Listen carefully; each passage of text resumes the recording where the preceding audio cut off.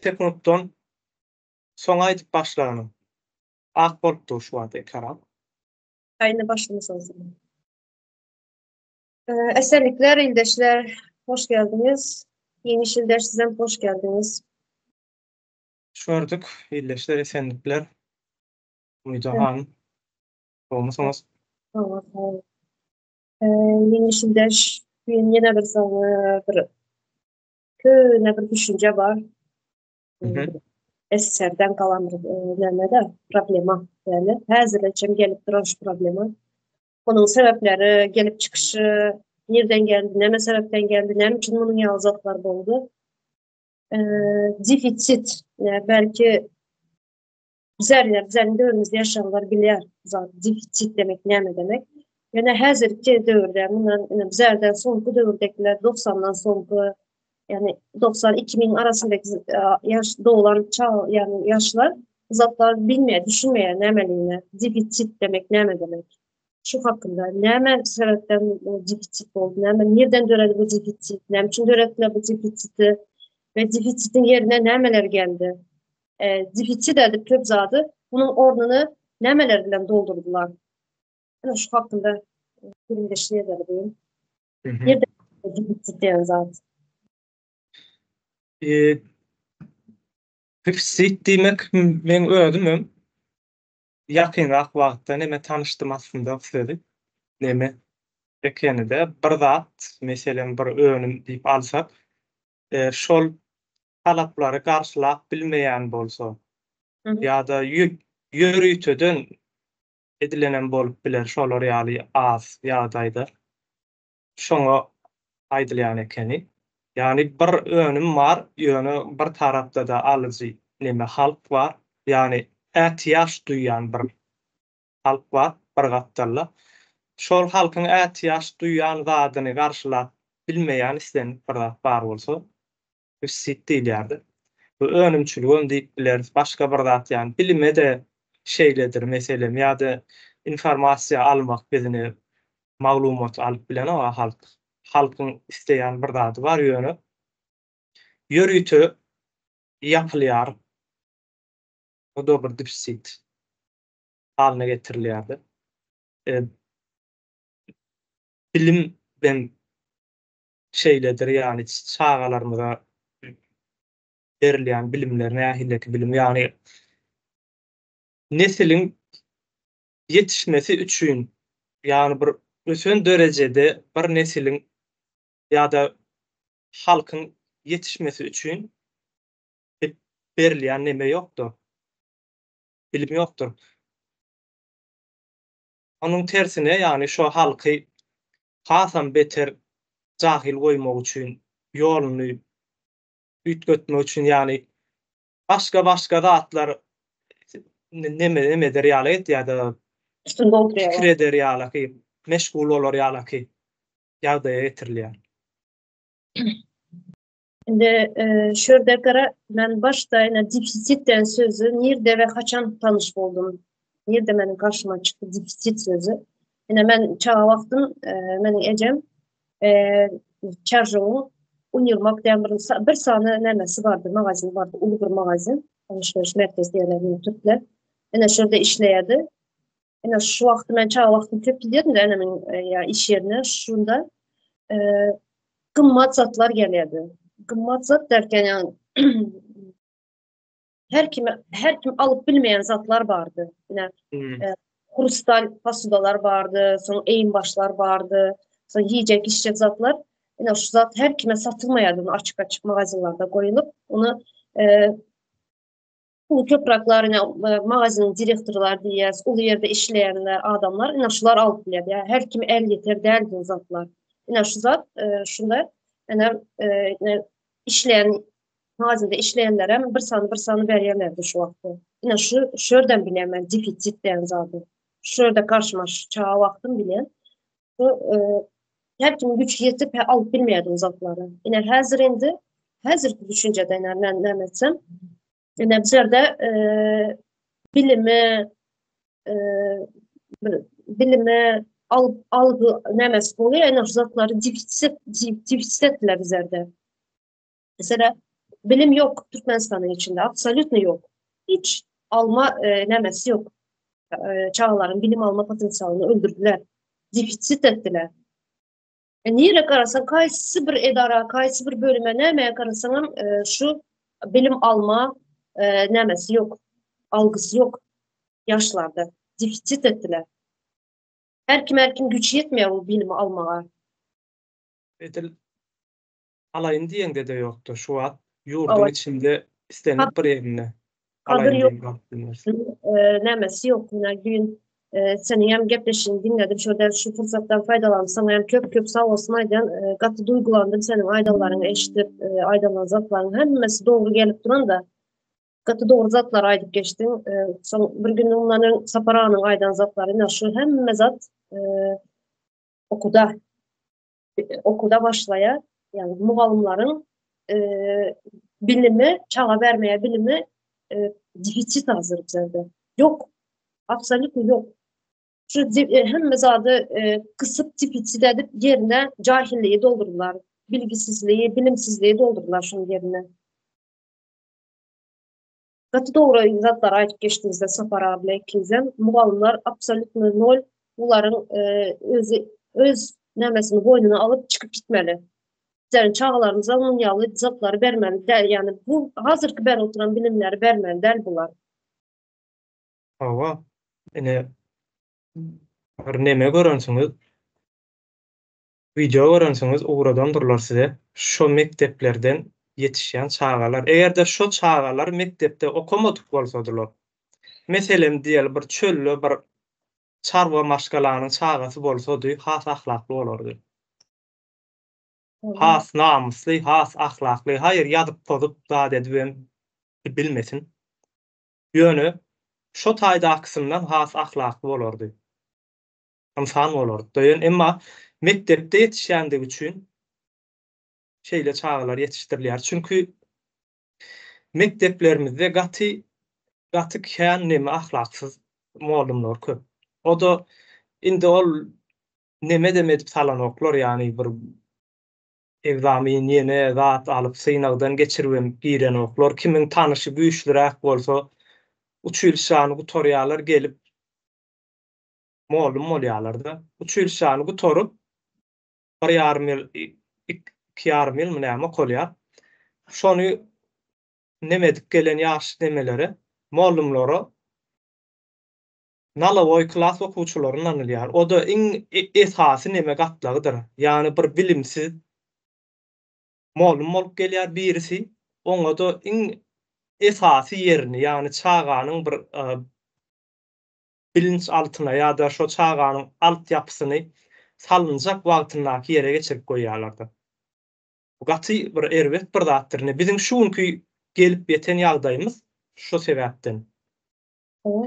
Ine häzir aýdyp geçdiň-de ýa-ni ol magazinlarda ýeten okdy zatlar bir ýer döwürler aýtdyň sen 90'ly ýyllar aýtdyň-da. O ýyllar neme hökümet magazinleri bardyr esasy. Sen nice yıllar aydın? 80 ha 90'ın arası. neme neme magazinler bardy. Hökümet magazinleri bar. Indi seret 90-njy ýyllarda 94-njy ýyllardan esasy ine Türkmenistan gaz satýan eme Ukraina gaz satýar Türkmenistan. Soň Ukraina bunyň puluny bermän, pulunyň belli bir az bir bölegini geçirýär, galan bölegini de haryt bilen hasaplaşýar. Muňa da barter sistemasy diýip Barcı. ad berýärler. Bunu näme diýerler? Ukraina meselem 3 manatlyk bir harydy aňardan alyp, mesel Ýewropa taraplaryndan alyp bilýärler. 3 manatlyk harydy alyp 30 manada bizim ýurdumyza berýär. Ýani gazy bir alýar, üstüne de saňa da gazyň puluny derek haryt berjek diýär, harydan gymmat bahasyndan getirip berýär. Şeýle bir zat bolandyr o velosipedler, zatlar Bir sancak, iki sancak weltewitler gelýändir magazyna. Edem neme edip alypdyk da şonu oçura durup alnypdy-da. Ýokdy şo weltewitler zatlaram. Ýa-da hallar badyr, neme hala diýip çykýardy. Berlin haly diýärdilermi? Hawa ýerde gymmat el ýetmez neme bahalardan-da adamlar alyp bilen okdy. Näme üçin? Çünki gymmat bahasyndan getirip goýýardylar. İşte nasıl Yani dip taşı. şo ýürüýte edilýär. Ona mine seret şeýle bir soragam çykýardy.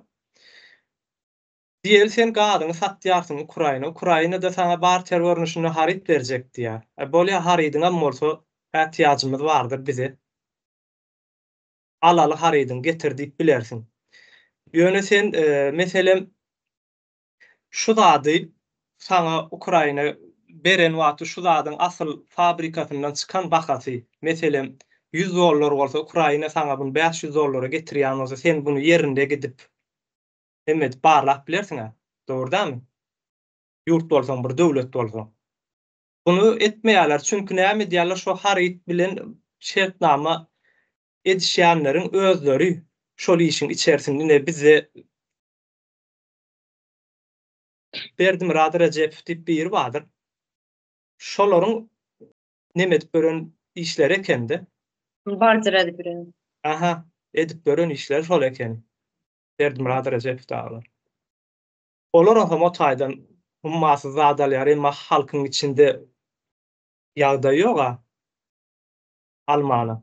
Şoň üçin hem az bolýar zatlar. Halkyň ähtiýagyny neme garşylap bilmeýär. Indi bu zatlar bar geçeliň biz. Biz näme üçin öndüremiz o diýeli. Mesela bar 90'ly ýyllardan SSR'den ýa-ni aýrylan wagtymyz ente kadrymyz ýokdur, ýenedir, hünärmenlerimiz ýokdur, ýetişdirmelidir bolýar. 2000'li ýyllara ýetemizde näme üçin öndürmedik? Eýem 15-20 ýyl, belki şu wagt 33 ýyl geçdi. Şu wagt näme üçin ýok? Öndürilenok, özümiz kyn däl. Mesela iýmit gytçylygy bar durmuydy hanym bizde. Un diýä, ýağ, un, et, towuk eti. Towuk diýilen zat öndürmesi kyn bir zat däl. Ol bir 40 günde, 70 günde yetişýän bir zat. Ödem adamyň üstüni gömüp bolýardy o zat bilen towu ýetişdirmek gansa da et bilen üpçün edeýin diýsem. Gaty ullan bir ýerimiz bar, ýöne näme üçin edilen o? Hemen az şuna gelecek oluyor. Bir tane YouTube'dan video izledim de şu 94. yıllarda Rusya'da kıtçılık olan. Sovetler ayrılan vakti kıtçılık olan şu zatlar defisit olan. Ya pırlafkalarda hiç sat yok, absolut hiç sat yok.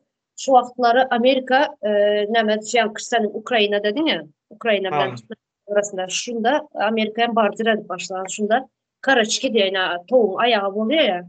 Şu zatlar şu 94. yıllarda bir lüks bolan da adamlar aldı yine kaynadan vaktin diye yani şu videoda dedi kaynadan vaktin bir ulu miktarda bir yağ çıkıyordu özüm tadıyan yok diye son öğrensek diye bunu yani klor çamaşır suyu buluyor adamın için. Yani şu zatlar bile yuvuk nemedir işsiz zatı çıkmaz yağlı ama şunun yağlı bir nemeler var da kimikler şunun yağlar uğradiyallaykenler. Şu Amerika'nın diye Surok geçen zatlarını bize uğradı. Bizlerin bizim yüksek bir yedik yap şunu ayda da yine hazır indi bizlerin hazır dövrümüze gelen Türkmenistan'a geleni hazır şu zatlar halıya çene payok diyorlar. Yani Türkmenistan'da magazinde hükümet devlet magazinleri var diyorlar. Payok. Yani şu payokta Başka paylaşıyorlar adamlar. Diyorlar şu yine 94. yıldan beri Rusya'nın 30 yıl geçen 30 yıl geçen hazır indi garasan normal yani eliyetler bakada alıp yiyendiler Rusya'nın ben Rusya'da bulmanı için bilmeyen. Yine Türkmenistan'da hazır gara otursan şu ay yine 30 yıllık önki bulan zatlar Rusya'da hazır gaytalan duran et divititliği var tavuk yine payo palyalar un yağ şeker hazır bizde şu zatlar duran 30 yıl beri yine sen aydan ne için bize de şu zatlar ne edilmeye üretilmeye diye. Ne için üretilmedi oradan? Yani sorak, ulu bir sorak. 30 yıl bundan önce Rusya yaşandı zaten. Yani son Gorbaçov dövründe, son Yeltsin gelen şu Gorbaçov bu kovmakın bir yol, şu nemeden ayırmanın bir proses geçenler şu dövrde. Sonra 1. dekabrdan diye 31. dekabrda diye hiç sat yoktu mağazında diye onu ne aydıp geçersin bu. Жирновский. Şunu bir interviewsunu dinledim de. Son 1. yanvara geçen vakti de hem de zat bar pırlapkada de. Yine el yeter bakadı de. Yani bu aylık onu bir devlet yani adamlar de aylıkçılar de onu alıp bilmeyerler de. Hem de zat var. Birden hem de zat boldu pırlapkalarda de. Yani aylık Hmm. boydu. Ne bizler de hem şunu yalı. Kamerski mağazalar açıldı birden yaptılar olsa. Kamerski mağazalarda hem de zat var. Yine el yeter bakadı de. Sen gidip bunu arkayan yani aylığını alıp bilmeyen.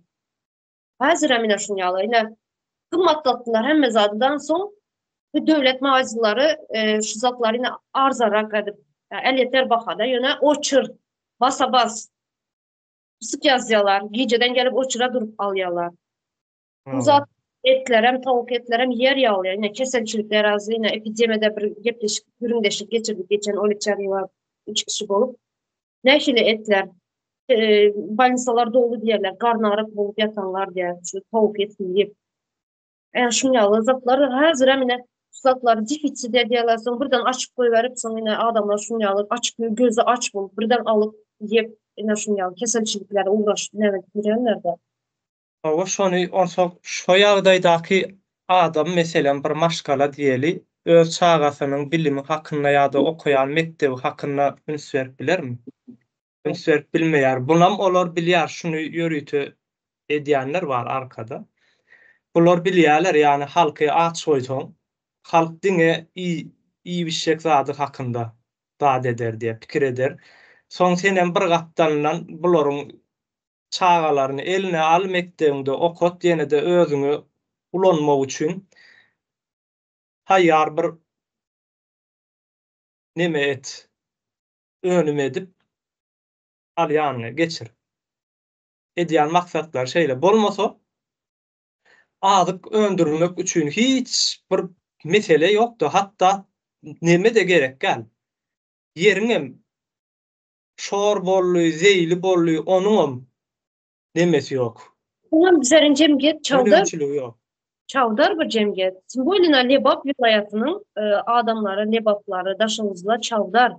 Yani ekin dikin hemme näme bilen adamlar, dayhançylykla uğraşan adamlar. Özünün kapısında azıcık bir yeri bolsa hem ekin dikin edip dünýäli gün gören adamlar. Ýöne şular ama hazır şuna hem bir näme bolan ýok da adamlara.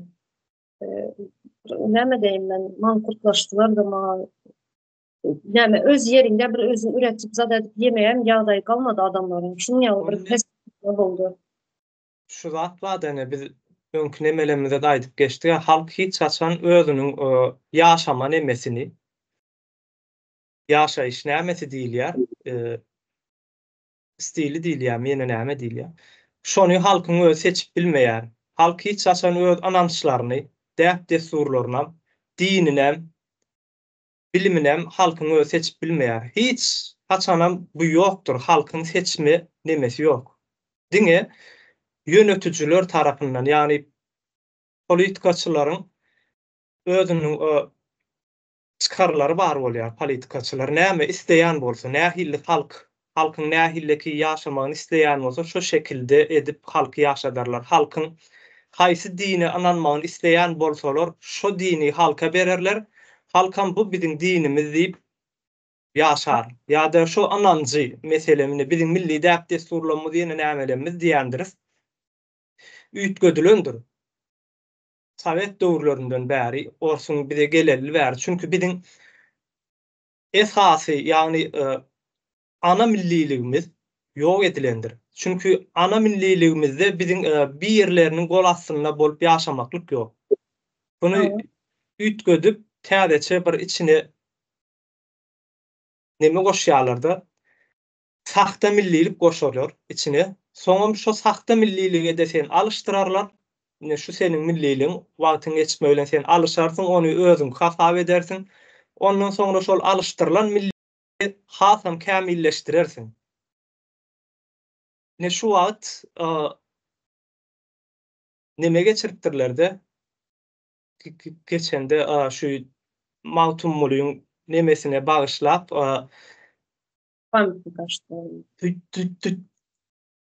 düýelerin o nemelerini, bedeglerini geçiripdirler ekeni. Ol düýäniň bedeginiň festiwalyny geçirmek näme gerek umydyhan? Gadymy bir zat, köne bir zat şo şaýsep mata, maýda matalar bilen bedelen zatlary geçirip halky güýmeýärlerini şu diýä biziň milliligimiz diýädi. O gerekmi o zat? Şu 21-nji asyrda kejebe minip, kejebäň üstüne gezip berenmi bar? Ýa-da sen onu ösdürdüň de meselem sen ýurduňa millionlap turistler gelýär. Şolary aýlap bilýärmiz. O kejebäň bir işledip bilýän bolsaň, onam ýörüýte bir nemeler tarapyndan şirketler ýa-da bir işi alyp barýanlar tarapyndan näme edip bilersiň? Ösdürip bilersiň onu. Ýöne bunu döwletiň adyndan edip görkezýärler. Soňam arkadagy diýärler, gapdanlar, gahrmanlar arkadagyň tagallalary bilen şu zatlary etmäni mümkinçilik berdiler diýärler. Üstesine mawtumlylan bir gapdanla ýapyşdyrýarlar. O kejebe bilen mawtumlyň hiç bir alakasy ýok aslında. Gelýän ýeri ýok, ýöne ýapyşdyrýarlar. Näme diýärler?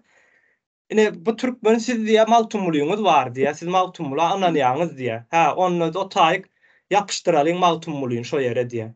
Soň bular düýe bilen ýa ýaşapdyrlar ekenini ýa öýdaşapdyrlar, ýene edipdirler diýä.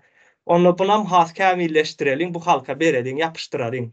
Üýtgödüp halkyň ana milliligini ýok edýärler, ýerine de saxta bir millilik goýup, o saxtanam hasam beter saxtalaşdyryp alışdyrýarlar da halka. Soň halkam soň näme etmeli bu adamlar?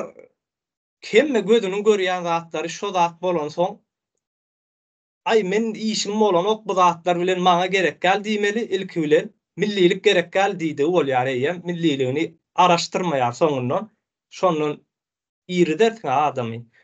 Ondan soň diýer, ay men diňe öz maşgalama oňorsam bolýar, men gitjek daşary ýurtda işlejek, pul gazanjak, öýüm oňorjak, maşynamy aljak.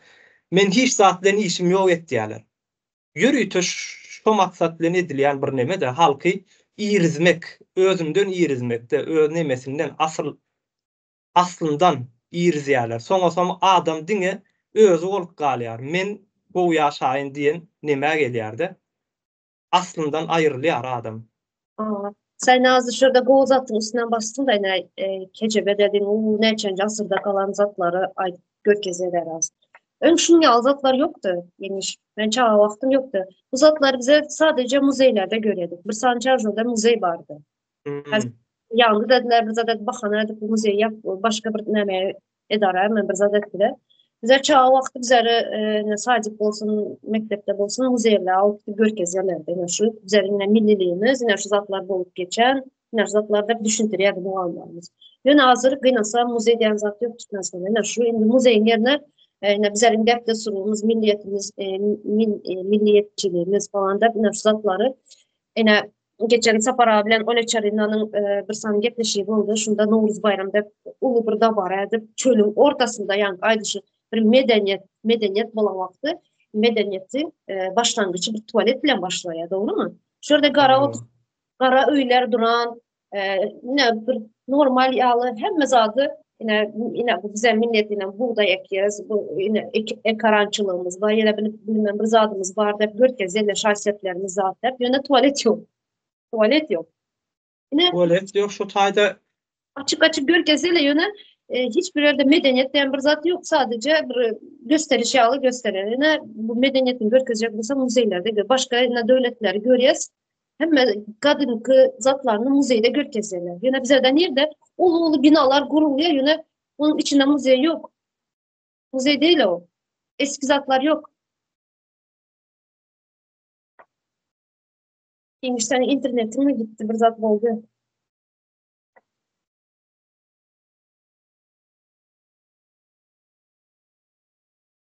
Gittilermişim. Yine şunu arkadaşlar, muzey bu eskiyen milliyetçiliğimiz genel etmeli olsa muzeylere görkezmeli. Onun kilizirde her gün her zat edip bakan edip bunu yağladıp yine bu güzelin bir tarafa karasan bir ekranın arkasına karasan adamlar işsiz güçsüz yani mekteplerde okul bilim yok doktorlar Hastanelerde hiçbir beceri alıp bilmiyorlar. Yine bir tarafına karasan yine bu bizlerin yine milliyetçiliğimiz, yine bu bizlerin depdesurlarımız, rahatlarımızdır. Ekranlarda bağırıyorlar. Yine bu neme düşünenler. Hasat. Yani adamların gözünü boyamak için, adamları yani cemiyette, halk oyalamak için bir neme de düşünüyor. Şimdi konu gitti, internete gitti.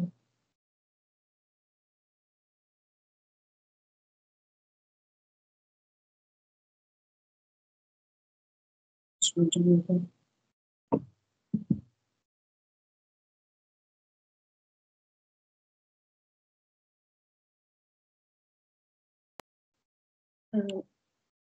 bağışlarsınız.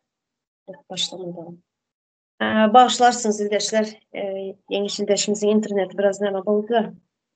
Bizim neme elektriğimiz aram ötşär yaman. Kän ötşär şu yerlerde. Wi-Fi'm gitti. Nirde galypdyk Hümüde hanım? Bu neme Novruz bayramı şunyalı şaglanlar Ha, yerleri. indi seyret şu taýda ilkä şu neme ýok diýdik. Tualet ýok. Ýene de bir ýok bir zat bar şu taýda. Indi sen o toplantyny näme üçin etýärsiň o ýerde ilki bilen? Görkezmek için, Meselem gözetmek için. kime görkezmek üçin? Nemesi ýoga, synçylar ýok o taýda hiç il. Eger şeýle bir ýagdaýda edip bolar ony, meselem ýylla bir gerek seminar görnüşinde nähillek ýagdaýda sen ýollaryň açyk bolsa, Türkmenistana da millionlap şol nemäni görmek üçin ýurtdaşyndan turistler zatlar akýan bolsady, gelýän bolsa şolara görkezmek üçin o çykda jyny edip bilersiň çünki sen o taýda haryt satarsyň, ýene bir zat edersiň. Ýani peýda gazanarsyň da.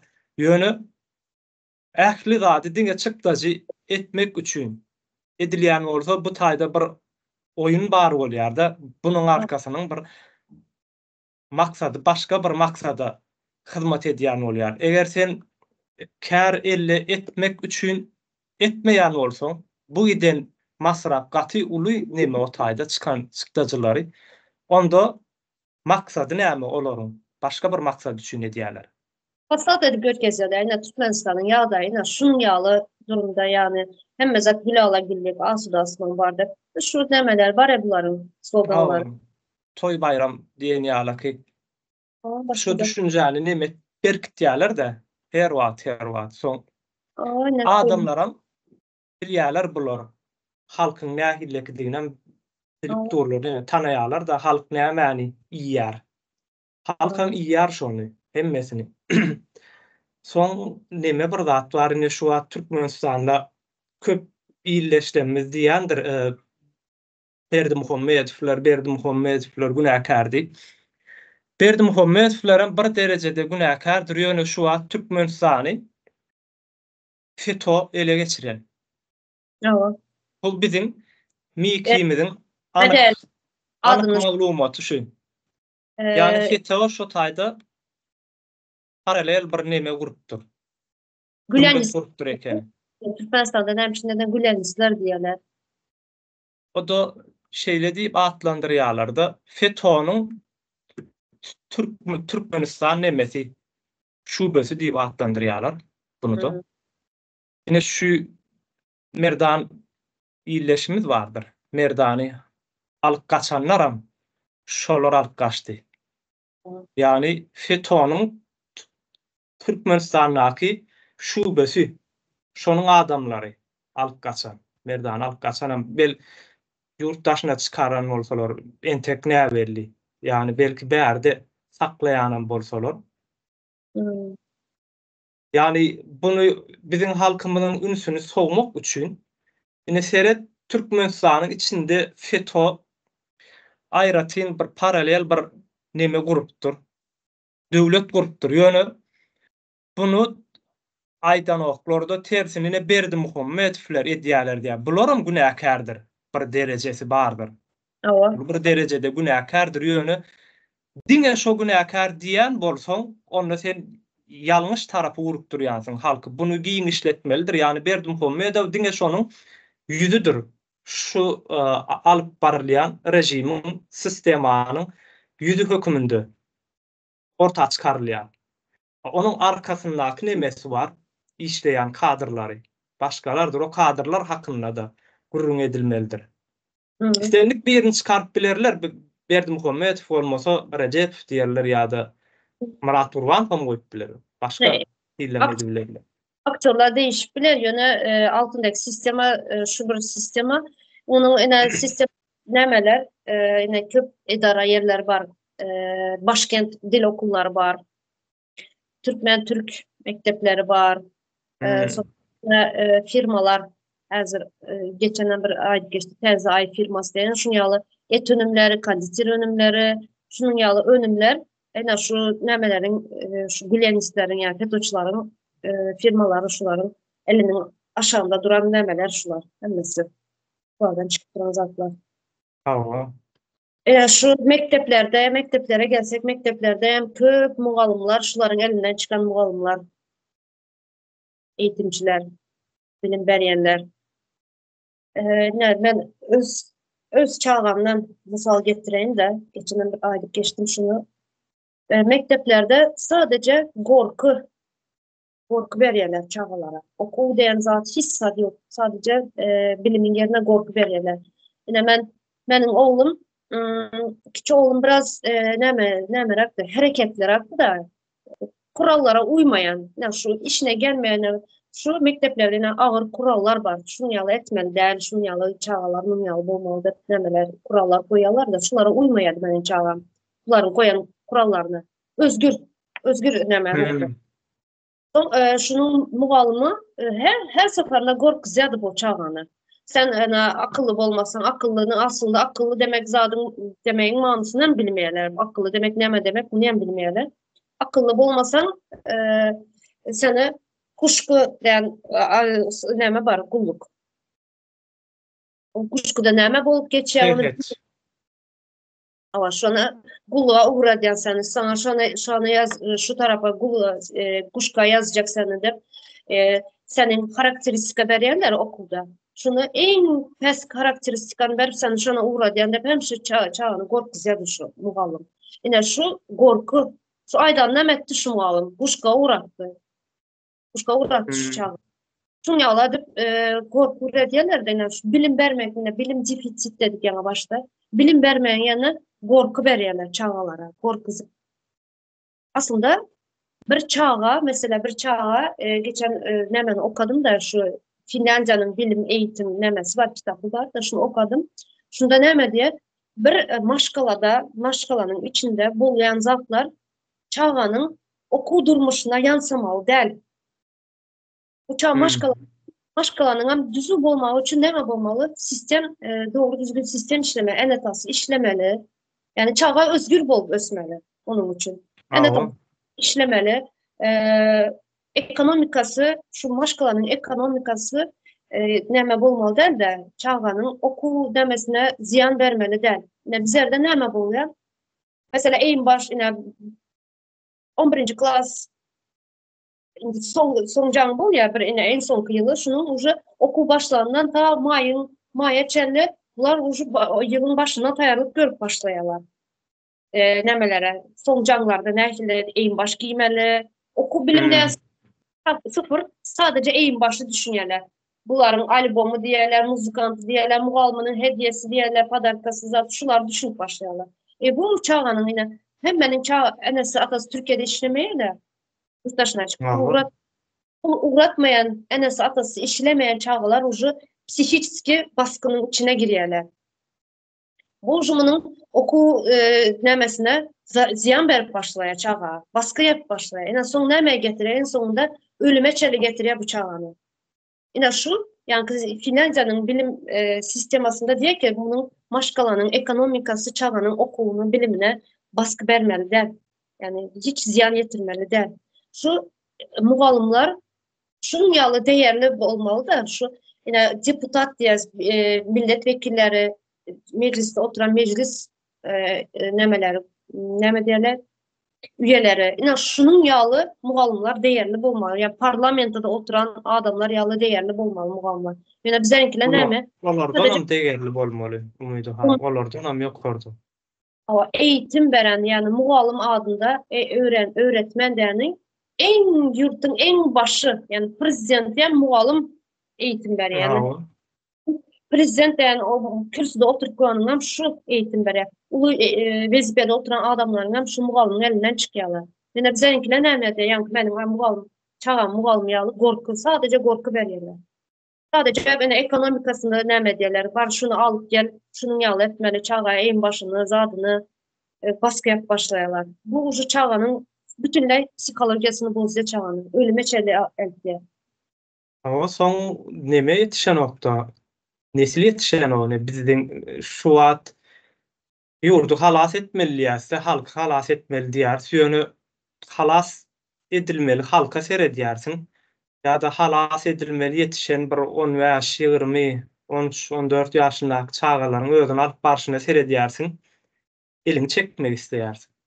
Yani eger bize hani şu wagt ýöne köý bir watandaş hökümini elimizden nemeden ne diýärse gelenini belki de has ulrak bir nemeler ýurtlar belki ýardym etjek bolsa şu halka seretse Aa, bana ýardym edip bolarmy diýer önüme. Çünki cemiyet. özüni alyp barşy jemgyýetiň özüni alyp barşy gaty erbet ýani goran bilen o. Goramagyň nämediginem bilen o. Soňa şeýle bir sözler geçýärmi da aýdýandyrlar ay birler çykyp halas etmezmi käbidi. Çykda merdan kemine. Aa, Ben onun üttü şu adamam garaşýarsyňyz. Siz onu goradyňyzmy? aa. Şu Tam siz tersi. halat etmek üçin çykdy. Eger siz şol oglan gyzyna eýeren bolsaňyz, düşen bolsaňyz toplum bolup aýdylan zatlar gowy diňläp mantygyna sen akyl ýetirip eden bolsadyňyz belki de bu wagt halas bolardyňyz. Ýok etdiler. Meselem 94-nji ýylda başlady. Umydy hanım bu. Bizi halas etmediler, halas etýän bir. Çykda şo döwürler size hemme mut yer berdi, gadyňyzy çekip berdiler, toňuňyzy çekdiler. Biziň daýym köçämide çagyl döküpdiler. Soň 90-ly ýyllaryň soňlaryna dogry buldozer hemme bilen syýryp köçämiziň çagylyny ýuwaş-ýuwaşdan ýuka-ýukadan alyp köçämizi ýok etdiler, çagylyny aýryk etdiler. Çykdy ýöne biziň ene atalarymyz oturdu, ýani götlerini ýerden galdyrmadylar. Aa, Olar galdyrmady. Indi bu wagt bize ýetdi de şu wagt iň soňky pursat barda 2019-njy ýylda başlan pursat şunu ýaşap ýört gidip durentek bu hereket bar. Halkyň bir halas bolma umydy bar.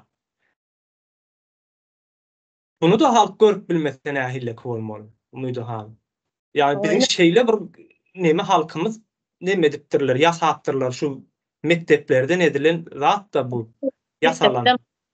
mektep sadece mektep hemme zadyň yani bir ülkenin bir döwletiň başlangyçy mektepten başlayan. Yani mektep hem sacykdan başlaýar. Bizden hem sadece sacyklara garasan ya senin 2-3 ýaşyndaky çağa senin terkerde başyny gahrymanyny nerden bilsin o? Nerden bilsin o? Bunlar aktiviteler öğretmeli, aktiviteler, oyunlar, her legolar, bariner, kitaplar, suratlar, zatlar, şu zatları, kitapları öğretmeli. Senin o goşku yatlamanı, tamam yatlar yöne içinde yatlan goşkusun näme hakkında aydılan nereden bilsin o çağa? O çağa nereden bilsin senin kahraman nereden bilsin? Demedik bir atlat ya da mavtumul prağı pehil paykas ummani. Nereden bilsin? Gitçik çağa ummanyň nämediğini yani pehimiň paykasyň nämediğini nerden bilýär? Onu ýöne bir söz hökümine ýatlaýar. Soň alışýar da bu adam soň şo sözleriň mantygyny bilen o üneseret hifsit sözüni ýaňy ýakyndan emetdim diýdim men. Öwrendim diýdim. Ýöň belki eşitýändir bilemdi. Ünet jahil söz bardyr. Jahil sözüni ýaňy ýakyn öwrendik. Öňem eşitýärdik ýöne, bilýärdik jahil söz, eşitilýärdi. Ýöne jahil diýip näme düşünýärdik? Ýaş ýetginjekleri diýilýär diýip düşünýärdik. Şu wagt bilýärsiň jahil diýmek başga many berýän ekeni. Ýaşaýyşymyzam şeýle ýani biziň bilýäs diýendirler adamlar. Ay bizem bilýäs bu zady bilýär. Ýalňyş bilýänsiňiz. Ama Çünkü şuňa geljekdigini sapara bilen nemet ýazsa, on gepleşende şo nemesinden gurrun berýär hem ekrana adam kän aýdyp berýär bunu. 89-dan ta 94-ün ortasyna çenli, ortalaryna çenli gatyly iş edipdirler. Hem şo döwürlerem aýdýan mekenlerde gelejegi şu zatlary etmesek ýok bolup gidýärdi. Şu şeýle ýagdaýlara gelýär diýip aýtýan ekenlerde. Ýöne anam oklar diýär adamlara ýok ýal bolmaz diýerler diýerdi. Bolda o beterem boldy ýani. yine şurada cahillik hakkında söz açtı da bir Atatürk'ün sözü var şunu okuyun en büyük savaş diye cahiliye karşı yapılan savaştır diye. Yine onu yine şu öğretmenler yani mugallimler bu zatın üstünden şu cahilliği kim öğretti? Mugallimler öğretti. Demişler de çağa bir nesil şuların elinden çıkıyor. Şu çağa şu çağını doğuran şu çağa öýünde mektep yaşına yetirince bir ene şu eneyem şu mugallimlerden ulalıyor. Şu mugallimin elinde ulalıyor. Eğitim alıyor. Mugallimin elinden çıkan kız çağa demine öğlendi gitti yani durmuşa çıktı. Çağa doğurduktan sonra şu çağa ne şekilde eğitim dersin, ne şekilde terbiye edersin. Hem zat mugallimden başlıyor. Zaýalanyp ýetişýärde. Biziň gatyga inandyrýan zat şol bunu neme akyl ýetireninden soň hasam erbet bolýan ekeninde. Akıl yetirmek aslında gatıgıyın bir zatlara akıl yetirip cahillikten çıkma gatıgıyın nemeler. Unutup okap köp nemetler de yine sen yana aydıp geçtin ya bizlerin vaktinde enemiz atamız sesini çıkarmaktı yani. Şunu yavru ne gilelim görkezmeyenler. Benim enem mesela hazırın hemen ekrana çıkan gürleyen ya enem bilen can eden vakti şunu yavru zatlar aydıp verecek olsam şunu yavru hadi. Şunu yavru hadi. Onun ya diye kes diye sesin artık kes diye sesin çıkmasın artık diye ben diye korkuyorum senden diye. Neme doğru şimdi cevap veren neme diyen vaktinde sen çıkan bolsaydın diye ben berde ağzın şunu ekrana çıkmazdım sen hem korku oturmazdın diye. Şunun için dedi sen ağzını yap diyen sen sus diyen sen gürleme diyen sen benim için etmedin mi ben öz çağlarım için etmek zorundayım diye. Ben edecek benim borcum şey et diye. Sen vaktinde çıkan bolsan diyen gepleyen bola gepleseydin senin yine mesela 94. yıllarda yani 94-95. yılda hemen çağladım şu vaxtla yadımda da çörek defitsit oldu bizde mağazalarda. Hatta defitsit oldu. Yani şu vaxtda yine saparağa aydıp berýär. Ben o vaxtlar saparağını tanımayan çağa nereden bilen zatları. Ekranda çıkarıp zatları görkezmeye de bu ekran arkasında edilen zatlar eken saparı kılmıklı ekran arkasında köp zatlar nemeden indi bize zatları görüp eşdotmuz. Şu vaxtlar yine aydıp berýär. SSR dövründe yine yana başlayamaydım. 94. yılda gatı defisit bolanda çörek de yani çörek tapma problemi olan da şu ulu bir dövlet diye yani SSR dağılansın. Yani çıplak ortada kalan da hissat yok. Yiyecek içecek zatı yok. Yani şu vaxtda yine sapar kılmık diyen adam bize az bolsa yani bir çörek almaya biraz defisit bolsam yine şunu başka bir Sovet devletlerinden, başka devletlerden ayrı bizlerin Türkmenistan azıcık bolsa bir nemesi var eken. Yani çörek alıpma imkanı, yeme imkanı olan yani makaronu un edip nemesi şu çörek tapıp veren şu adam bize de azıcık bolsa aydık verişine göre yani. Indi şeyle ne var? Men sözüm tamam. Aha tamam lan. Tamam. Yine şu 94-95. yıllarda bizler ben çağa vaktim yadımda okuldan gelip sumkamı atlayadım gidip çöreğe o çıra duruyordum. Yine şu vakti enem ne etti? Bizler şu ne için bizler benim çağım gidip o çıra duruyor çağalığını yaşamaya ne için gidip okumaya den çöreğe varıp okuldan sonra gelip çöreğe almaya duruyor. Şu vakti sesini çıkarmaya. Yine hazır geliyor da ağzını yap diye. Ben yapmayan dedim. Bakarın gelmesin korksan kork dedim. Ben ölsem dedim ben ağzımı yapmayan dedim. Yine şu vaxtda bizlerin enemiz atamız şu sapar kılmış diyen adam şunu ya aydın adamları korap bilmediler. Yine indi bizlerin yine düşen yağdayımız yine şu yine. Tamam. Men şu neme ýadyma düşýär da men 85 doğumlu da 92-nji ýylda mektebe bardym okuwa. Indi seret 92, 91 90-njy ýyllarda biziň Nemen Kalpogyň agorody bardy. Ben ýadymda şo döwürler 90-njy ýylam ýadyma düşýär, dogry. Şo döwürler agorody bardy. Şo zamanlar nemedi? Goňşular zatlary üns berýär. Nemeler barda häzir ýatlaýarlar, özüni alyp barşylar zatlary. Bolçulukdy. Şol döwürler. Sebäbi her kim öýünde ol şorsuw diýäse mal soýýandan neme edýän işikde. Şonu işiklerinde nemäň ugrunda edýärdiler, onsoň ýollan geçip barýanlar zatlara çenli gel şorsuw ikit diýip neme çagyrýardylar-da. Hemmek şeýledi şo döwürler. Bolçuluk bardy. Ýöne 98-nji ýyl ýadyma düşýär, açlyk ýyly bolan. Un gytçylygy bolan, biz giçräkdik nemeden 95'te un daşadyk da şo wagtlar. Tejenden un daşadyk. Mamamlar bardy tejende. Şo taýdan onam neme diýärdiler, şo adam başyna 10 kileden artyk ruhsat beren okdylar. Soň bir halta un şo taýdan aldyrýardyk, soň 5-e 4-e bölüp şeýdi. 10 kileden edip alyp gaýdýardyk. Gaty kyn döwürler boldy. Ýani şol nemäni ýykdylar da Niýazow döwründe şol 94-nji ýylyň ortalaryna ýok etdiler bunu. Iqtisadiýetini çökerdiler. Türkmenistanyň ýaňy bir üst barýan iqtisadiýeti bardy, gidip barýar. Çökerdiler. Şondan soň halk garyp gedaý galy. Soňam aýdýandyrlar soňundan ay birden iş ýok bol, garypçylyk bol, ýene näme boldy diýip. Sen başda şonuň nemesini alyp bilmedik bolsaň, öňüni alyp bilmedik bolsaň, ýaşarsyň, garyp bolarsyň. Yani bu hereketde halkyňam halas bolmasy özüne bagly. Halkam dama nemedir?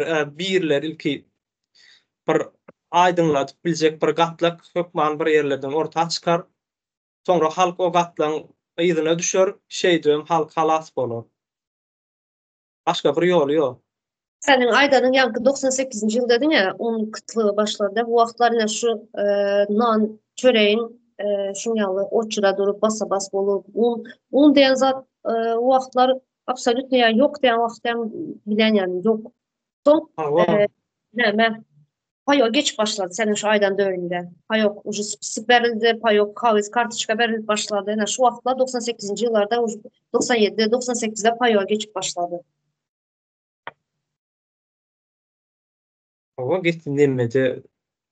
Yadıma düşen ýyllarda atlar bar gaty agyr ýaşalýardy. Anlanmaýan biz kiçiräk mektebe gidýän döwürlerimiz nemedi de demek şeýler atdy ol kaloş zat demedip geýip zat gidýärdik de mektebe. Aýalyň kaloş zatly gidilýärdi. Şo derejede çöküpdi hal. Ama yine hazır oylan otursan da şu vaxtlar yine bundan hem önemli şu zatlar vardı da yine paxta yağı yerdik. Şu vaxtda o yine payokta paxta yağı berýärdiler. Paxta yağı adamın sağlığına näkili yani bağışıklık immunitetini düşürýär, bağışıklık sistemasını.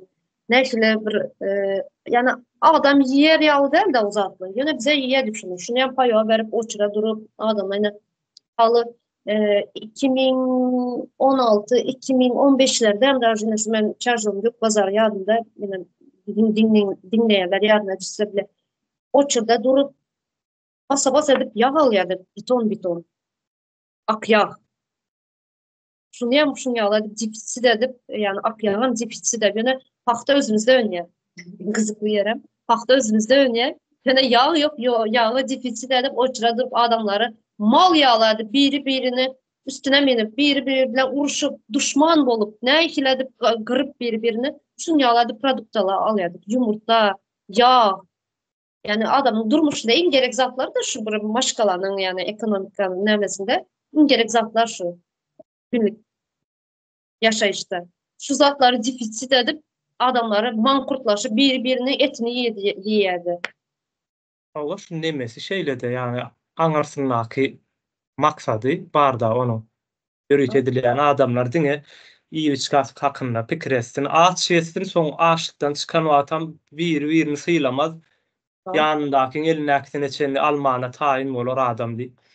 Bir tarapdan hem aýagymyzyň aşagynda ummasyz bir baýlygymyz bar. Aýagymyzyň aşagy şol adamlar urşup duran ýeriniň aýagynyň aşagynda da hazyna bar, uly baýlyk. O da adamlara urşa güýmenýärler, aňardan hem arkaýyn demesini alyp gidip oturýarlar da baýlygyny, sogurup.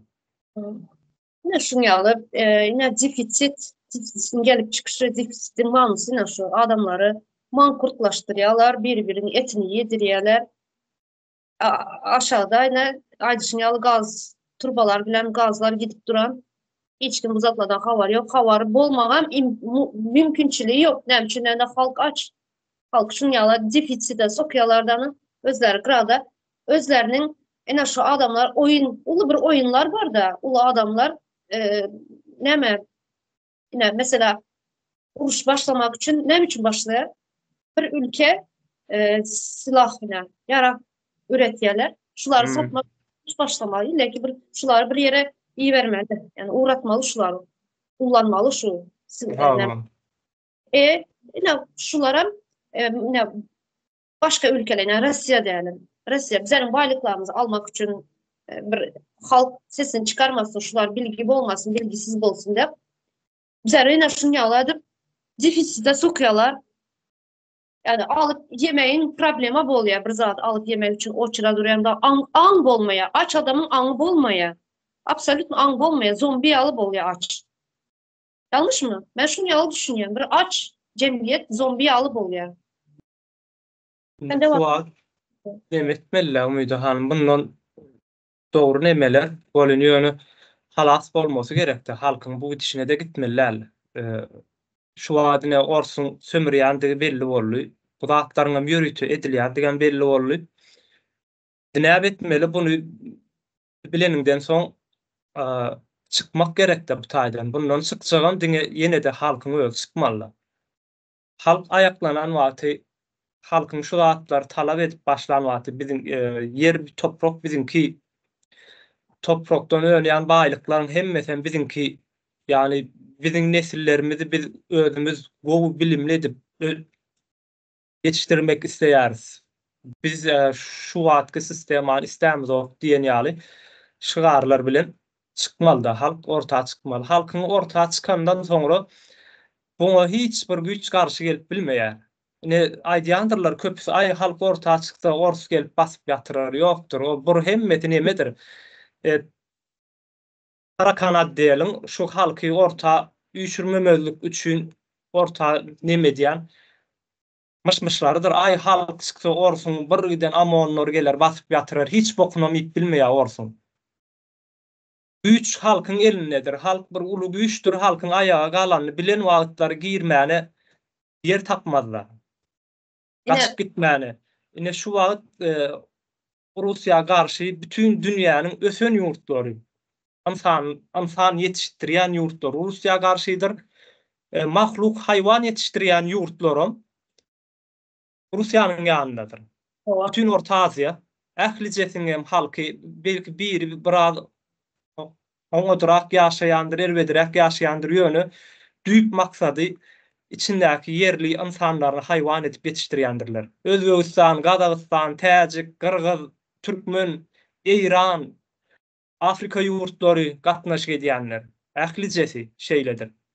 Haýwan edip yetiştirýän bizim şu wagt içinde oturan ýurdumyzdan bardyr bularyň içerisinde. Belki bu nähilirak gatnaşylýar, o da belli däl. Yani bir tarapdan bir agzlaryň bir ýerinde Türk doganlamy bilen Turan gurjak diýär, Türk birligini diýär, beýlek tarapdan hem türkü ýurtlary sömürüp oturan bir neme bilen näme diýeli ganhor ýurt bilen, hökümet bilenem ara gatnaşyk saklaýar-da. Dost, dogan, kardeşim diýip sen o taýda näde Turan gurjak. Russiýanyň öz içinde ondan gowrak neme ýurtlar bar. Türkü halklar bar. Kynymda ýaşaýan Orta Aziýanyň ählicesi şeýle Russiýanyň sömürgesiniň wagtynda sen näde neme gurjak, Turan gurjak. Bu da bir sora bolup durýandyr. Şoň üçin biz başga halk pikir edýändir, ay bir yerlerden gelir, kömek gelir, ýardam gelir, bizi halat eder, hiç kim sizi halat etmeýär. Öz-özüňiz ýanar gidersiňiz. Yani şu jagaşça şertler vardır. Ödem bir kyn ýagdaýda näme çykan bir zat. Aydın bir gatlyk bar. Şolaryň ýygyna düşüp, şolary gorap, eýgerip bilmeseňiz ýene de ýanar gidersiňiz ýani. Başga hiç bir zat bolmaz. Aydınları hırtman goramalı. Hırtman goramalı. Sen mesela yine geçen bir Sapara bilen ikinizin bir gündeşliğinize şunu ait geçtiğinizde de bizler yine bu zatları yani indi öğrenip indi bu zatlara akıl yetirip nemet başladık diyen de profesyonel değil. Değil mi? Bize profesyonel değil. İkimiz birleşip başımızdan geçen zatlara aydıp veririz, bulup duran gören zatlarımız aydıp veririz. Yönemanın içinde işle birerler, ne için aydıp vermeye bu zatlar, ne için çıkıp bile. Yine son aydınlanan, okuyan, bilimli adamlar, yine Merdan Muhammedov yalı oğulları, ne için ortadan ayırıyorlar. Yine şu aydınlanan adamları, yaşları güzel korumalı. Tutman suratta korumalı. Ne medeniyet halka aydınlatacak adamları ayırıp yok ediyorlar ha. Demek näme var? Halkın aydınlanmasını istemeýärler. Näme üçin istemeýärler? Bir giden aýanyň aşağı nummasy aýlyk ýatyr, onu arkaýyn hiç kim garşy giden ok sessiz düýünsiz alyp gidip oturýarsyň. Musun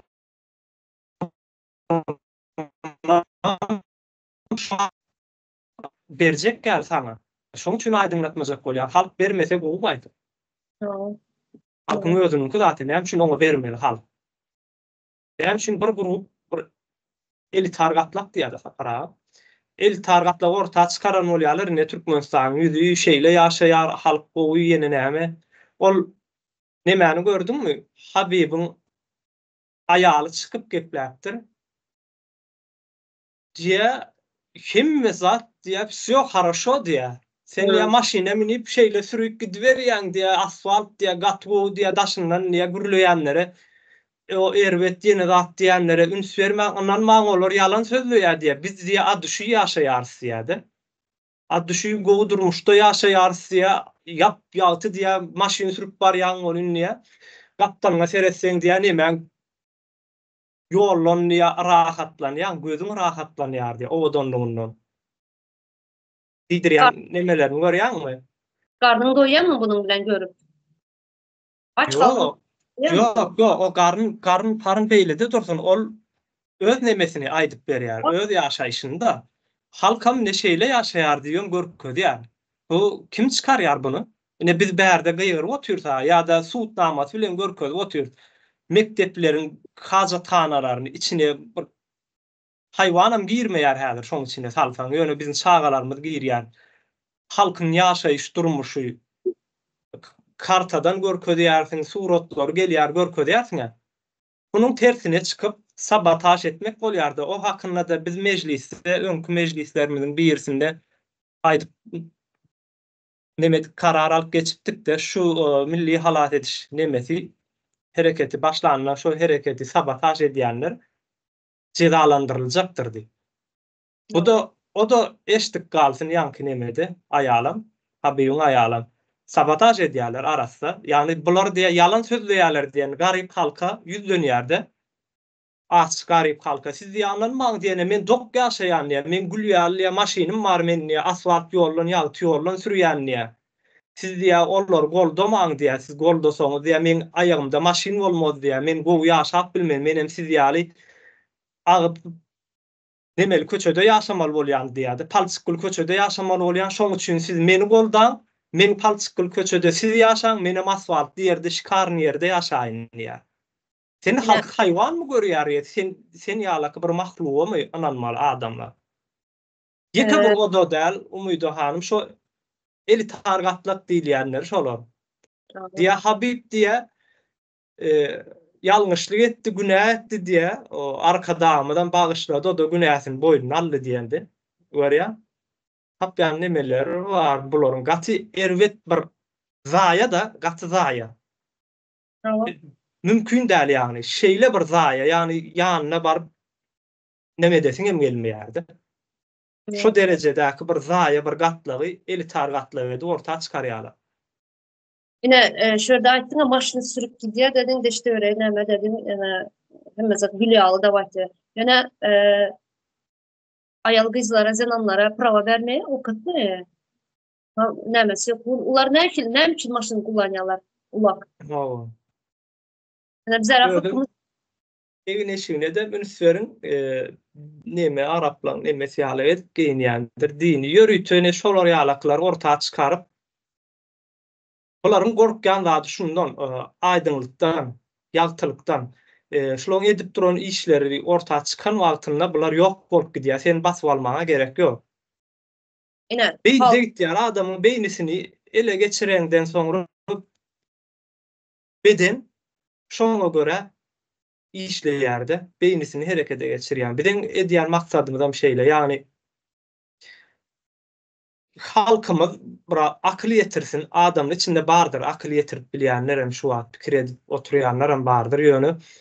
O da bir yeterlik däldir. Sizin töwereňizi aýdan wagt, gurrun beren wagtyňyz şular ýalak nemeleri pikir ediş oturmaly. Sebäbi Türkmenistanyň içinde üýşüp oturýarlar da muýda hanymyň pir kol tutuşýarlar. Birek üstünden pir kol tutup zat edip 3-4 sagatlap oturýarlar, zat etýärler ýöne hiç bir pikir düşünje ýok ortalykda. Ol oň üstünden gülýär, bumuň üstünden gülýär şeýdi ben edip dagalýar da. Şol neme edip bilmediýärlik ýagdaýa getiripdirler. Ýani pikir edip bilmediýärlik bir ýagdaýa getirilenler hal. Bundan çykmaly. Ýene de şu wagt biziň şansly bir ýagdaýymyz, ine internet bardy, internetiň üstü bilen ýetirip bilýäris arasynda nemeleri. Bu da halkyň aýdyňlanmasyny çalykdandyrýar. Şoň üçin hem şu ýurdun içinde internet ýapýanlyklaram şonuň üçin eşitmesinlerdi. Yine sana bir sorak 5 ýyl mundan şunun ýaly ýaňky Nazir Habibowyň aýaly dedim çykyp şunun ýaly ine Gülýaly zat da aýdy ondan başga hem köp hazır köpen şunun ýaly aýdýarlar. Bardymy şunun ýaly aýdýarlar. 5 ýyl mundan namaz okuyanam ýokdy kan muýda hal.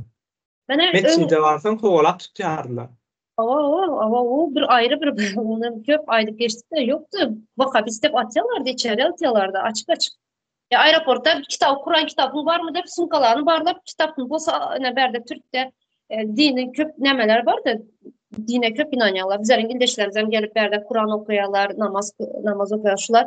Türkmenistan'da Kur'an kitap alıp giden vakti ya da Türkmenistan'ın içinde Kur'an kitap getirip vermeye de fahiş edenler buluyordu. Şulara kitaplarını elinden alıp kalıp sen vakabis dep sonra tutuyorlardı. 5-6 yıl bundan önce. Hazır indi açık açık sen yine düğün aydıp geçtin mi? Düğünkü nemende imansız, namazsız da ayttın mı? Neme dedin? Din namazlar diýär diýenler. Namazlar da Din namazlar diýer. O. ben önünü yazat duymayadım. Yoktu zatlar. Şoň üçin aýdýan ene umydy ham nemedir? Halk ine meselem anan ýar diýär dine. Ananok. Anandyrlýar. Çünkü dini meselem dini ýa-da Allah'y peýgamberi özü tanany wa hiç kim özü tananok. Dogrudan bir aýdyp berýär. Bir molla çykyp ýa-da bir kitap ýazypdyr, şonu kapananypdyr. Özü bilen ok, özüniň açan bir zady däl. Bu diýmek anan ýa diýmek däldir, anandyrlan diýmek bolýandyr. Anandyrmaňam aňarsy nerden gelip nähili bolup çykýar, o da halka, toplumu näme anandyrmak isteseň şonu sun, topluma sun şo zady ber, toplum şoňa anansyn. Ondan 2 ýyl, 3 ýyl mundan öň dine ananmak ýa-da şolar ýaly meçhitlere wagt ýene etmek gadagan dogry dälmi? Halkam bunu bilýärdi, şoň üçin eden okdular. Meçhide giden okdular. Namaz okuyan kän däldi. Indi şo günkü 3 ýyl 5 ýyl mundan öňkü ýaşap beren insanlar häzirem bar. Ýöne häzir diýerler dinimiz İslam dini biz meçhide gitýäs ýene näme? O giden ogony. Ona berdiler şo zady. O da iyidi. Hava yedi. Haýsy boku berseň iýip duran bir halka öwürüp durlardy. Istenlik bir zady ber, bir pok ber ýöne şoňa din diýip ber. Iýendir halk. Häzir İslam dinini aýyryp edip bolmajak zat däldir. Meselem şamanizmi oturtjak diýse şu sistema.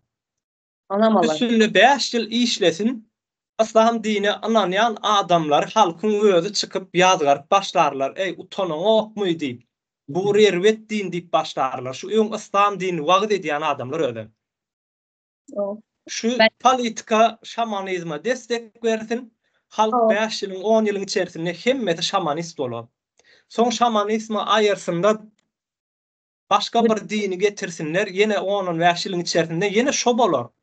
Halk hiç çaçan boljak diýen adam bolup bilen ok. Biz bir şu aparat.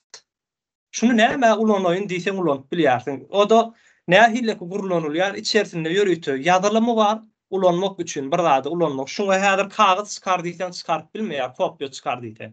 Ýöne kopýanyň nemesini, ana nemesini, temasyny ýazyp bilersiň içerisinde. Halkam şeýledir. Halkyň ulanylma bir nemesi bar, adamlaryň, toplumyň. Näme ulanmak isleseň, şonu ýasarsyn. Ýa-da Ýa-da akyl getirmegimiz gerekli bizim. zombi ýaly bolan bir Türkmenistanyň halkyny. Hawa. Yine zombinin gözünüze getirin, filmlerde görüyorsa bir hissat şığırdı zat bolmasa sessiz duruyorlar. Sessiz dursun buraya da şığırdı bolsa mes şu tarafa gidiyor. Yine şunu ýaly bolan da bizlerin halkam.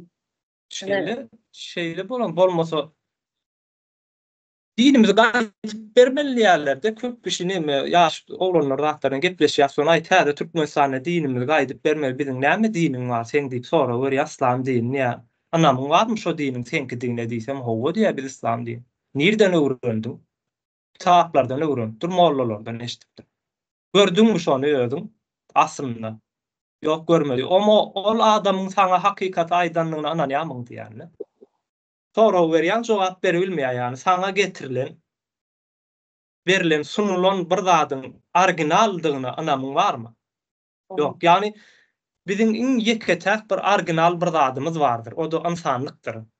O da seniň içeriğinde durýandyr, wyjdanyňda, ahlagyňda. Sen näme isleýän? Birini gidip öldürmek istermi? Hakyky insan islemez. Biriniň öýünü talamak islemez, dogrymy? Birini işledip, ölür ýalaky işledip soňundan hakyny bermemezlik islemez. İnsandyr bu. Bizim original özümüz. Bunu din bilen, ananç bilen, däpde Suriýe zatlar bilen ýa-da bir ertekler, rawaýatlar bilen saklajak demetjek bolýarlar, berkitjek, şo zatlaryny san saklaýar diýerler, ýalandyr. İnsanyň original özü bardyr, ahlak diýilen bir zady bardyr. Şol iş gerekdir. O içki Dinime içine şonu sokan bolýandyrlar ýenedir. Bir halky umydy halim bilim edip, bilimi gowy edip yerleşdirip, hakyky insany şekilde ýetişdirenden soňra şo ýurda dinem gerek geldir, hatda polisam gerek geldir. Çünkü adamlar hiç bir zat erwetlik etmez. Birek insan insana kötülük etmez. Düşünjeli bir insan. Mesela mine şäher jaýlaryna ýaşaýarsa biz men öňkü ýaşan ýerlerinde aşağında Suriýalılar ýaşaýarda. Şeýle bir goklaýarlar aşagda. Güpür, tapır, beýgyrşyp, gürleşip.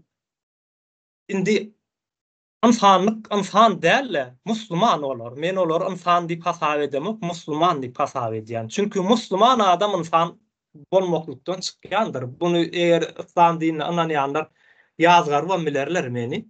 Bu meniň akyl ýetirişim şeýle. Çünki görýän zatlarym şol musliman adam insanlykdan çykýarda musliman bolýar. Muslimanyň nemesi boýunça ýönetilýär. İnsan senin depäňde adam ýaşaýar, aşağında adam ýaşaýar. Pikir edersin. İnsany rahatsyz etmäň diýersin. Ýöne muslimanyna beýle pikir ýokdur. Rahatsyz etmemelik diýilen pikiri. Ede şol bilim berilmeýän ýerinde nesli ýetişdirip hakyky bir ösün jemgyýeti ýetişdirmek istenmeýän ýerde hemme zat edip bolýar, ýaradyp bolýar, ýasap bolýar. Istendigen sanyň. Hiç bir kıyın bir adam däl. Buňa da toplum biraz indi 21-nji asyrda akyl ýetirmeler gerekli. Diniň ýa-da bir ananjyň belki de käbir adamlara gerek bolýan ýerler bardyr. O da nähilleki gerek bolýar. Gazanç etmek üçin. gerek bolýan ýerler kendir.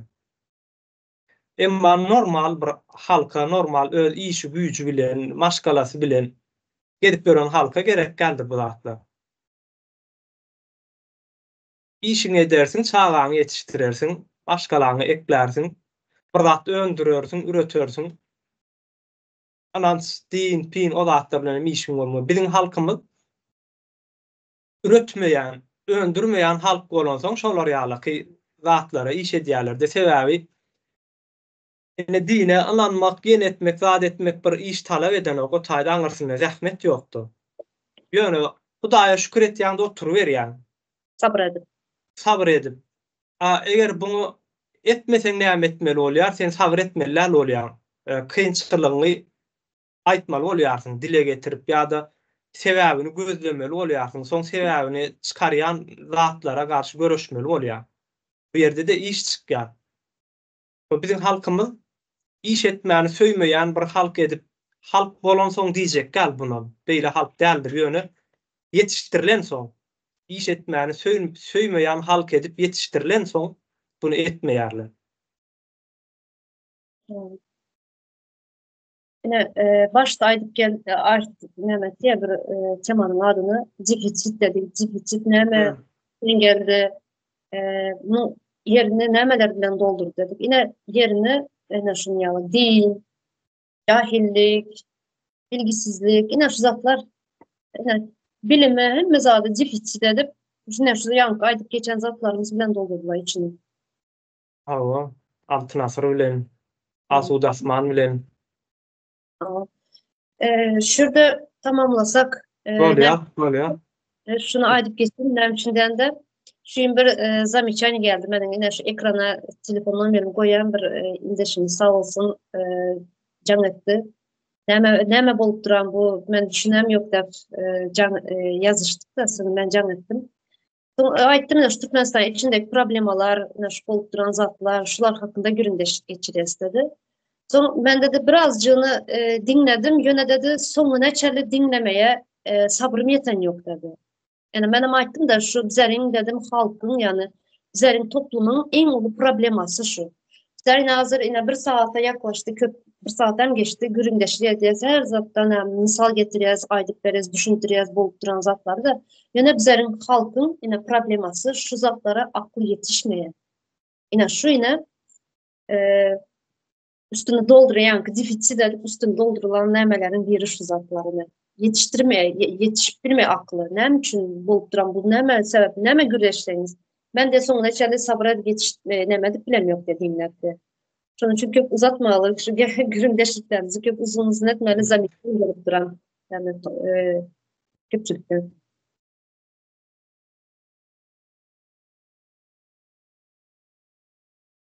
Var mı aýtjak zatym şuna? Horjunu pes bolýar-da ýyldeşlemeň şol öňkü çykyşymyzda da aýdyp geçipdik Umydo hanym näme halkyň alym güýjüni aýdyp geçipdik-de alym güýjü pesdir bizim halkymyzyň ýani alym güýjü diýende maddi tarapdan däl manawy tarapdan alym güýjü pesdir. Şoň üçin agyr gelýär-de beýni bir ýere çenli dinleýär bir näçe minuta çenli ondan soňra beýni albilenokdy, islenok beýni çünki ýok o taýda şonuň altyapysy ýok, ýani sözler, nemeler aýdylýan pikirler nä tanyş gelip başlaýar-da. Bu da nemesi var, ýani bu da bir erbet bir zat özüňi gelişdirmelidir. Çünki bir ýahudy bir sözü var, özüňi gelişdirmek isleseň şuň başla diýär-de. Bunu näçe uzaklaşdyrdygyňça şonça da agyrlaşar diýär. Doğru. Şolar ýaly. Bizim halkymyzyň alym güýjüniň nä hilekdigini bilýändige üçin ine şo Habibiň aýaly şey diýip çykýar-da orta. Ýani Habibiň aýalynyň aýdýan zatlaryny halk alyp bilýär. Halkyň nemesi harajaty ýetýär şonu almana. Olaram bilýärler, şoň üçin şonu berýärler-de. Ýöne bunu o da alsak bizim nemämiz bize ondan alan ürünümüz bize peýdaly bir ürün däl. Halka peýda ýetirjek bir ürün däl ondan alan ürünüň. Diňe şo ürünü saňa berene peýda ýetirip bilýär. Sen ondan alsan.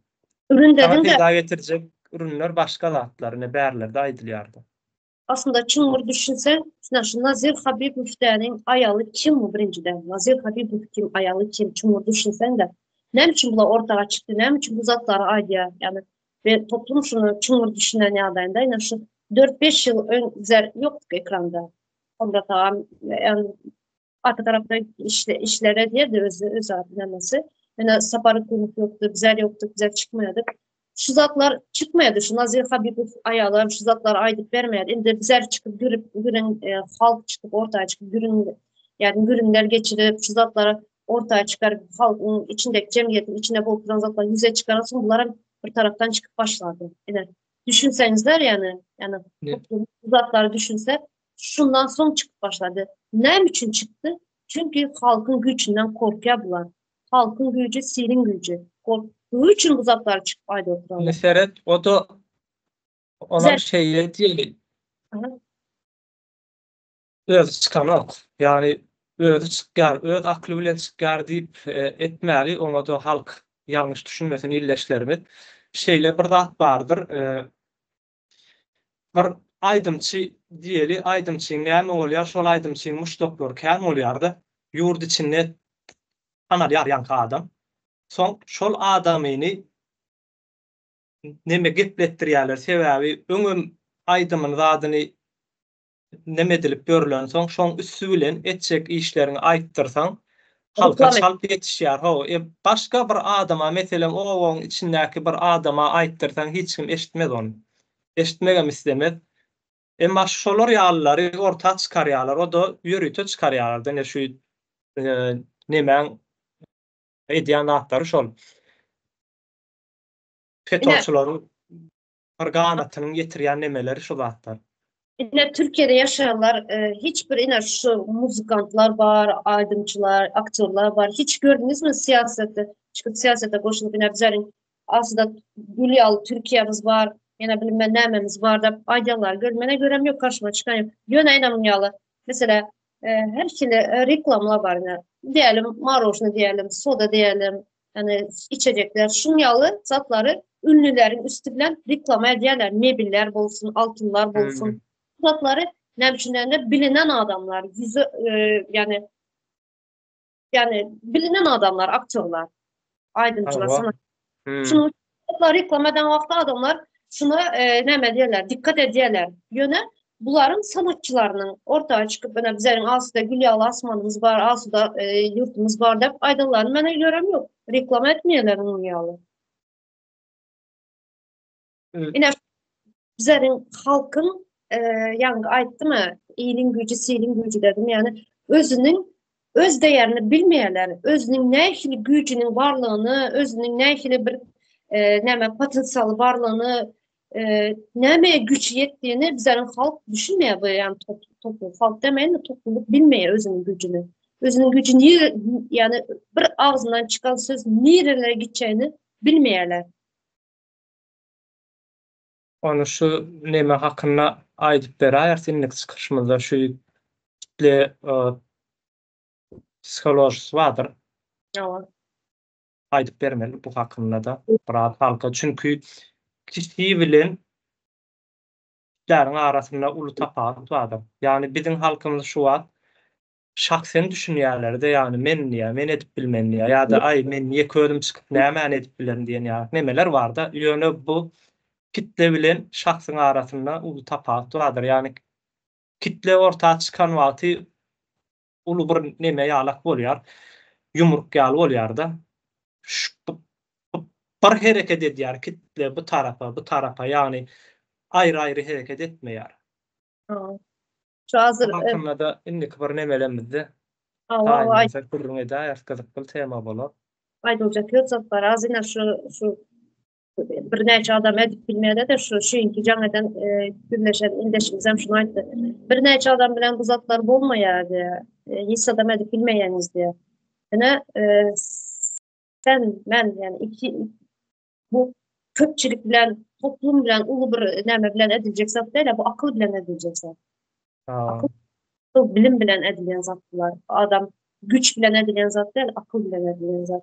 Ben şunu ayttım yani Bizler dedim birinciden dedim azlık değil, 2-3 kişi der yani. Sonra dedim aklım yani akıl var dedim nerede dedim. Akıl ne dedim biraz akıllar dedim. O Ine şimdi hı. ýöne köýje bir neme bereýin, ofaň jemle aýatma sal bereýin. Ine nemmede miting zat etýändirler şu saýlawda bollar. Evet. Müňlerçe adam çykkandyr ortağa şo döwürle, şo wagtlar. Şo taýda birisi bir zat diýip aýdýarlar, a meselem näme diýär, çok güzel bolajak, gene näme diýip bir adam gygyrýandyr ýa-da bir adam el çarpýandyr. Soň gapdanlaky, oň gapdanlaky şey diýip gön 5-10 sekundyň içerisinde bütün müňlerçe adam el çarpýandyr. Ana şu Evet. Psikologiyası. Toplum hawa, psikologiyası.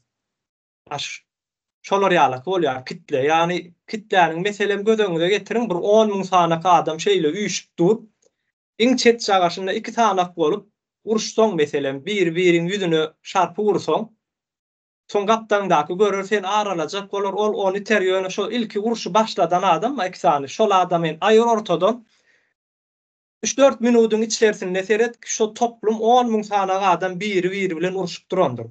Evet. Çünkü ýaýra ýa içerisinde nirden çykanlygyny bilmer, näme bolanlygyny bilmer. Çaýkanar ýanky toplum. Bu şeýle bir üýtgeşik bir zat kitle diýilýän zat. Ýani kitläni bir tarafa urup durup bilseň şo tarafa gidýär. Senlik Ama tarapy. ama şunun için kitle yani özünün gücünü bilmeli. Özünün gücünü bilse Ha, yani birilere güç yetiyor. Bunun birazcık okasa zaten aslında kıyınadan der.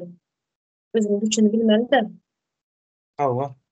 Ama ben şöyle Bolýar. biraz Mhm. reklama edip şurada yine gep gündeşliklerimizin aşağına dünya havarlarından nemeleri geçiyor. Ondan sonra bütün dünyanın havarlarından haberdar bolarsınız. Telegram'da paylaşacağız. HSM Ha, kanalımız. Yine şunu havarlar aşağıdan geçip duracak. Şuna maydum dedim. Instagram'dan hawa. ilk olsa. Ondan sonra şunu yalı uygulama demettik. Koştuk. Öyle Bolýar. Bor. köp sağ ol. İldeşler Mhm. size. Hawa. İndiki Çağıran için. gündeşleyece sağ olun.